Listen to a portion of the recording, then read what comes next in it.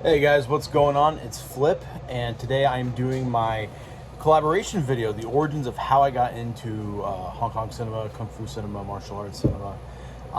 This is with the Asian Cinema Circle, a really awesome group of friends. We have a chat on Facebook, and I love those guys to death. They're awesome. And I'm doing this in a room that may not look special, but it's got a lot of memories for me. This is the storage room in the back of the restaurant. This is where we shelf our sweet baby Rays. But yeah, this is where we keep a lot of extra stuff. But this is actually where this is where I grew up. This used to be my room growing up. I used to have a little lazy boy couch right here, or a chair, and on this wall right here, I had a little TV with a Super Nintendo, and I had a VHS player, and eventually got a DVD player. And everything in my life that I got into, that I'm still into now, had an origins in this room. My love for video games, my love for anime, my love for movies, my love for martial arts movies, they all took place here. And it's because at the restaurant right behind us here, like literally across the back parking lot, there was a place called Jamboree Foods. And I used to take $1 out of the cash register. My parents would let me, and I would go to Jamborees, and I'd rent a movie every single day, and I'd come back and I would sit here and I would watch that movie. And I can't really nail the moment I saw a martial arts movie because I've seen so many, but I have memories of the feeling that I had the first time I watched certain movies. Like the first time I saw Terminator 2 Judgment Day, I was blown away. I was sitting in this room. The first time I saw Shogun Assassin, aka Lone Wolf and Cub, Baby Cart at the River Styx, I was in this room. And the first time I ever saw the Five Deadly Venoms was in this room. And I think those three movies really left a huge impact on me. And I'm kind of throwing Shogun Assassin into the whole martial arts category because it really was a catalyst for me to find stuff that was very similar to that film. And I think another thing that really pushed me to get more into martial arts films were the employees that my parents hired. I was a little boy, and I was around a bunch of 16, 17, 18-year-olds, and a lot of them would bring me VHSs, and eventually when we got the DVD player, DVDs became so readily available, I would have a stack of DVDs to watch all the time. Like the first time I ever saw The Matrix was in this room, and I'm like at that age where I used to be the youngest person in Asian Cinema Circle. I think that goes to Martial Arts Film Freak now, aka Mr. Kill Bill, and I'm at the cusp where the internet when I was a kid wasn't readily available. Like we didn't have internet in our house till I was like 16, 17 years old, and to find movies that were similar to Shogun Assassin, to Five Deadly Venoms, you had to ask. And not a lot of people, especially in my area, I live in the middle of Illinois. It's a cornfield around here. Especially going back to the late 90s, early 2000s, not a lot of people in this area were really into that.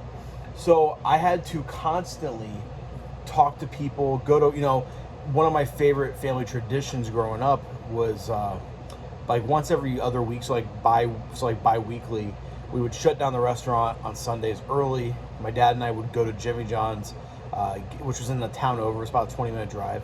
And then we would go to Blockbuster and rent movies. And I remember going to like the Asian section and being like, seeing Versus for the first time was just mind-blowing. Like that cover where he's got the sword and the gun. It's that red and black cover. I think it was the Tartan Extreme DVD. Seeing that for the first time really blew me away.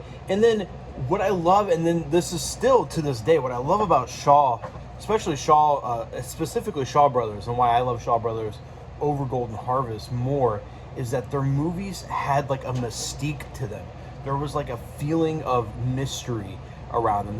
They all felt like they took place in a world that was like ours. I can never find the exact word that I'm looking for to describe the feeling that I'm talking about, but it's the feeling I feel in stuff like Lone Wolf and Cub. It's the feeling that I feel in stuff like The Mute Samurai. Five Deadly Venoms, Crippled Avengers, 36 Chamber of Shaolin. They all have this mystique to them. And back before the internet and information was just all over the place, when you found out another Venom Mob movie for the first time, it truly felt special. It felt like a huge deal. When you find another samurai movie that was even close to being as kick-ass as Shogun Assassin was, it felt incredible. And today I feel like a lot of kids, a lot of younger people miss out on that, on this like almost treasure hunting aspect of these things. And I think that's why people my age and older have such a high regard to these movies, is because they weren't readily available, and that made them special. Like the fact that now someone who's like, which is awesome, by the way. This fact is awesome. Like a kid nowadays can go, oh man, I don't know anything about Kung Fu, but Arrow put out Shaw Scope Volume 1. Should I pick that out? And the answer is like, yeah. And then they have 12, well, besides Mighty Peking Man, they have 11 classic films. And, you know, it doesn't feel as special. When I was young, seeing 36 Chambers of Shaolin for the first time was a life-changing experience. Seeing Seven Samurai for the first time was a life-changing experience. So yeah, that's how I got into these films. I was in this room. My favorite film of all time is Seven Samurai. Shogun Assassin is, God, it's got to be number 2. Some days it's almost number 1. And then the Five Deadly Venoms is just a work of art. So that's how I got into this movie. And then again, this is how I got into everything: manga, comics, anime, music was all in this room. I spent a lot of hours in this room consuming different forms of media. And a lot of memories. Like the first time I ever beat A Link to the Past was in this room. The first time I ever heard Rage Against the Machine was in this room. So yeah, this room is really special.